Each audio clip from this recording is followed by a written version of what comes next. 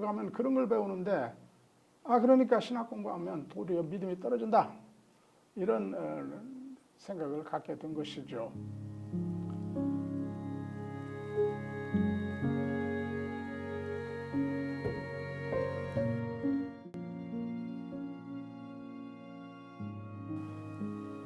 그러면 이것에 대해서 우리가 그럼 어떻게 평가를 해야 되나?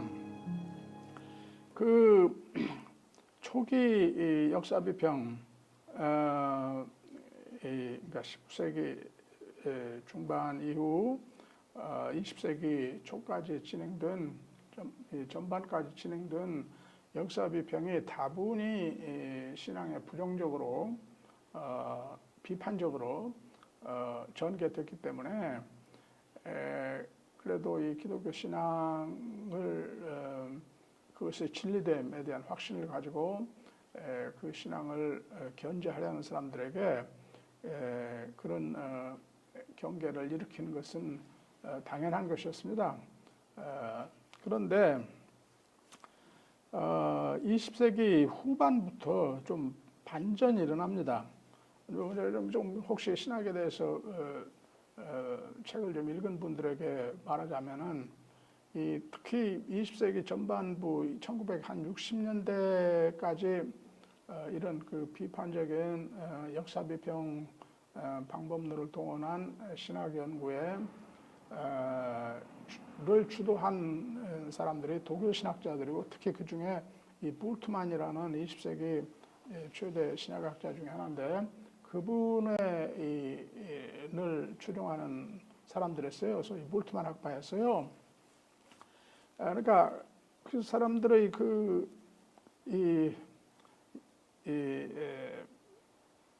종교사학파적 관점 그리고 양식 비평이라는 것을 중심으로 한 역사 비평 이런 것들이 굉장히 그 신앙의 파괴적인 것이었다는 것은 그건 옳은 말입니다. 그래서 이 전통적인 신앙을 고수하고자 하는 사람들은 그걸 배격한 것도 일부 타당한 것입니다. 근데 20세기 후반에 좀 반전이 일어나요. 영미의 이제 복음주의자들이 제 스승 F.F. 브루스를 교수 같은 분들을 중심으로 해서 이른바 복음주의자들이 전통적인 신학을 고수하고자 하는 사람들이 이런 역사 비평 방법들을 전부 그냥 배격하고 그냥 성경을 그냥 문자적으로 읽고 율법적으로 해석하고 그렇게 하는 것은 더 옳지 않지 않느냐. 그러니까 이 역사 비평을 좀 더 잘 활용하는 건설적으로 활용하는 방법을 터득하자. 이런 운동이 영국에서 주로 일어납니다. 그 운동의 한 상징이 케임브리지에 있는 틴델 하우스라는 곳이에요. 그래서 보험주의 학자들이 모여서 같이 가장 최신의 역사 비평 방법들, 문학 비평 방법들 이런 여러 방법들을 동원해서 신구약을 읽고 해석하고 이 신학을 수립해가는 그런 운동을 하자. 이렇게 영국의 복음주의자들이 그리고 미국의 복음주의자들이 합세를 해서 점점 복음주의 신앙이 그러고 보니까 이 소위 비판적인 방법론들이 도리어 우리로 하여금 성경을 더 바르게 그래서 그냥 문자적으로 율법적으로 읽을 때 오는 오해 그 다음에 그렇게 해서 생기는 그릇된 이 신념들 이런 걸 바로잡고 성경을 우리로 하여금 성경을 더 깊이 이야기하는구나 바르게 이야기하구나 그것이 우리 신앙을 굉장히 확인하고 북돋우고 강화시키는구나. 그래서 지적으로도 인텔렉츄얼리도 우리가 성경의 가르침을 믿는 것이 이거 뭐 그냥 무슨 애들 동화 읽는 그런 게 아니구나. 무슨 소설 읽는 게 그런 게 아니구나. 허구 읽는 게 아니구나. 각각의 책들이 아주 중요한 진리의 메시지를 전달한 책이구나. 이런 걸 터득하게 되면서 이 건설적으로 역사적 이 비평 방법을 사용하는 것을 개발해 갑니다. 그러다가 1970년대에 이 독일에서도 소위 제가 신튜빙겐 학파라고 그러는데요. 왜 신튜빙겐 학파냐? 19세기 말에 이른바 튜빙겐 학파라는 학파가 있었어요.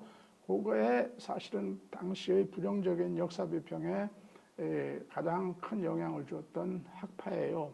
그것에 반해서 반대로 이 제가 말하는 신튜빙겐 학파는 그분들의 이제 주도자들이 한 서너 명 되는데 마틴 행엘 교수, 오토 베츠 교수, 페터 슈트마커 교수 뭐 이런 분들인데 이분들이 다 또 제 스승들이기 때문에 이분들이 이제 튜빙겐의 교수로 모여가지고 이 볼트만 학파와의 아주 긴 비판적인 토론을 통해서 그들의 부정적인 역사 비평 사용 방법을 극복하고 그런 방법으로 도출된 결론들을 허물고 종교사적 배경도 더 정확히 이야기하고 그 다음에 이 문서 비평도 더 정확히 하게 함으로 해서 특히 구약과 유대교와 신약의 이 전승사적 연결성을 강조하면서 성경을 훨씬 더 긍정적으로 그리고 깊이 바르게 읽게 하는 결과물을 많이 냈어요. 그래서 영미, 아까 이야기한 영미의 전통과 새 튜빙겐 학파의 이 조합으로 그게 큰 반향을 일으켜가지고 지금 현재는 특히 영미에 있어서 아직도 옛날 굉장히 부정적이고 비판적인 역사 비평을 해서 이 기독교 신앙의 회의를 일으키고 그런 학자들도 많이 있어요. 그러나 이 지난 한 40년 동안 가령 우리 신약학계로 말하면 신약계를 주도한 큰 학자들 아마 우리 좀 책을 읽는 평시도들은 그 이름들을 좀 아실 텐데 제임스 던이나 탐 라이트나 최근에 또 부상한 존 바클리나 저 미국의 헤이스나 뭐 이런 학자들 그보다 선배들인 하워드 마샬이나 랄프 마틴이나 또는 얼 앨리스나 이런 세계적으로 알려지고 창조적인 신학 발전에 공헌한 큰 이름들 이 사람들이 다 어디서 나왔냐? 다 복음주의적 배경에서 나왔습니다. 전통적인 복음주의적 배경에서 자란 분들이 역사 비평을 유시한 여러 가지 이 신학 연구 방법, 성경 연구 방법들을 긍정적으로 잘 활용하는 방법을 터득해서 그동안에 우리가 몰랐던 성경의 가르침들, 성경의 뜻들 이런 것들을 드러냄으로 해서 우리의 이 신앙을 더 바르게 하고 더 깊이 있게 하고 우리로 하여금 이 복음의 진리됨에 더 확신을 갖게 하는 그런 일이 생긴 것이죠.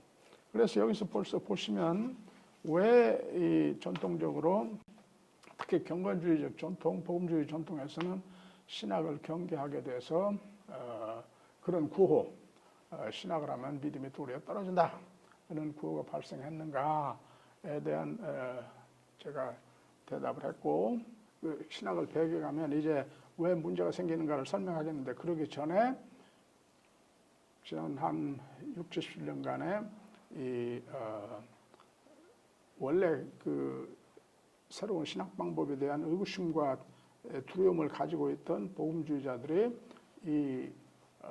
이른바 비판적인 성경 연구 방법, 여러 가지 비평 방법들을 긍정적으로 건설적으로 활용함으로 해서 더 성경을 깊이 있게 하고 우리 신앙을 더 바르게 하고 하는 것에 대해서 제가 설명을 했습니다. 그러니까 결론은 뭡니까? 신학이 믿음을 떨어뜨리는 게 아니고 도리어 또 바르게 하고 더 강하게 하고 네.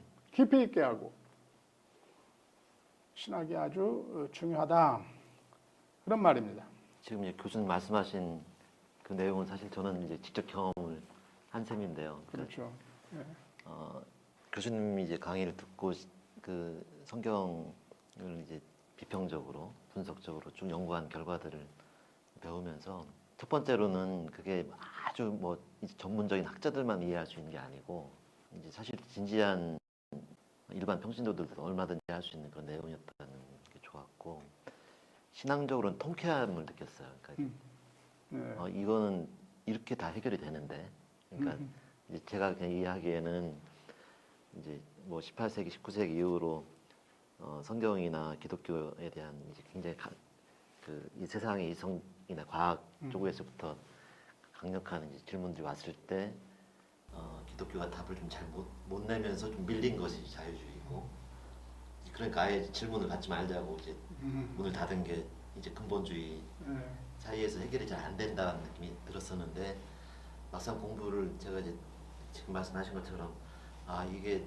한 150년 정도의 신학자들의 굉장한 연구를 통해서 이 문제를 해결했구나. 그러니까 이제 어떤 어려운 이제 신앙에 대한 질문들이 와도 그걸 다 이제 다 모아서 합리적으로 설명을 하고 이게 기독교가 이제 허구적인 게 아니고 요 핵심적인 진리들이 이렇게 오히려 거꾸로 증명이 된다는 설명을 들으면서 그게 기독교 신앙에 대한 이제 자신감이라고 할까요? 네, 그렇죠.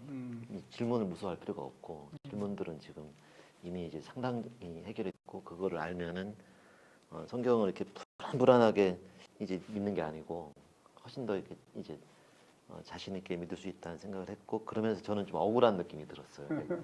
이거를 왜 이 공부를 이제 안 하고 못 하고 있을까?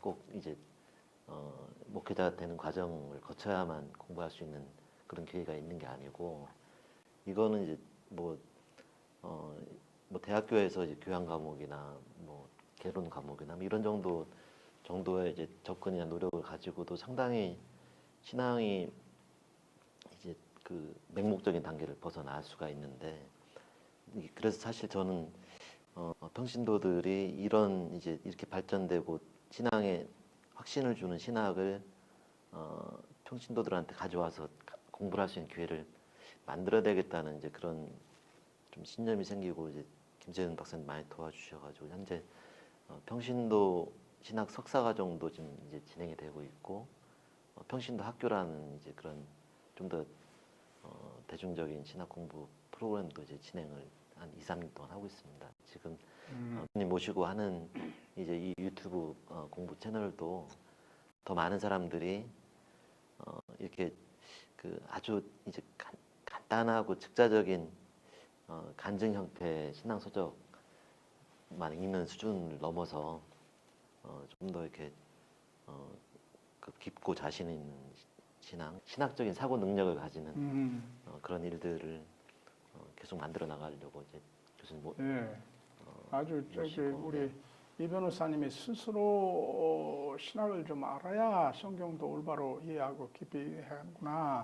이걸 깨달아 가지고 이 풀러 신학교에 오셔서 신학 석사를 하게 되고 그걸 하면서 더 그 확신이 깊어지고 그래서 이 동료 변호사들 가운데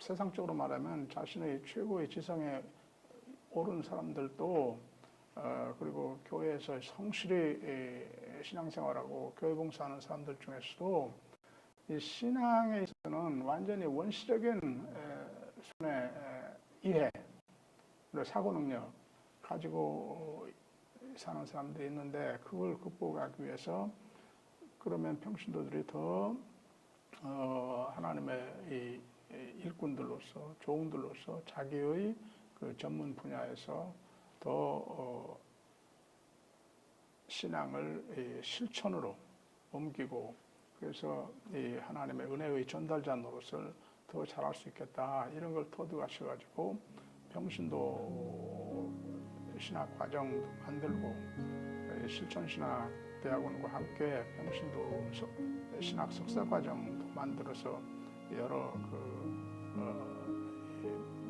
법조인들, 변호사들 또는 뭐 교사들, 뭐 의사들 이렇게 함께 공부할 수 있도록 지금 장을 만들어가고 그 운동을 하고 계시는데 아주 훌륭하다고 생각합니다. 한국에는 뭐 수십만 명의 평신도들이 인생을 걸고 있는데 거의 많은 애를 쓰는데 그게 계속 그렇게 초급 단계 수준에 멈추는 건 너무 억울하다. 대신에 이제 우리에게 필요한 그런 또 이미 많은 것들을 해결한 신학을 공부하면 그게 땅 속에 묻힌 보물처럼 굉장히 이제 이렇게 통쾌하고 유쾌한 신학을 가질 수가 있다. 그래서 교수님 모시고 하여간 이 보물을 더 찾아 나갔으면 합니다.